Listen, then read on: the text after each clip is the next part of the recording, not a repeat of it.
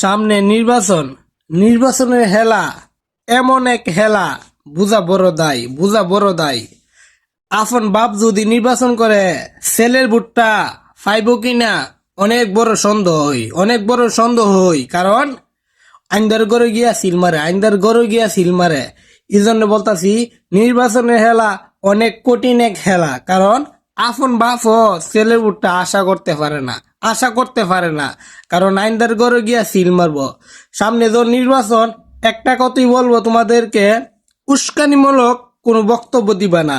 তোমরা যে উস্কানিমূলক বক্তব্য দিতাছ, একটা কথা মনে রাখবা, তোমরা ভাবতাছ তোমরা অনেক বড় দল, তোমাদের সাথে জনগণ আছে, সবাই বিএমপি বলে তোমাদেরকে ভোটটা দিব।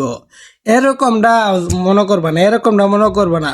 সবাই আতঙ্ক আছে, সবাই বই আছে, কারণ বিএনপি সাদাবাজ দুর্নীতি যাত্রা শুরু করছে নির্বাচন ফাঁসি গই।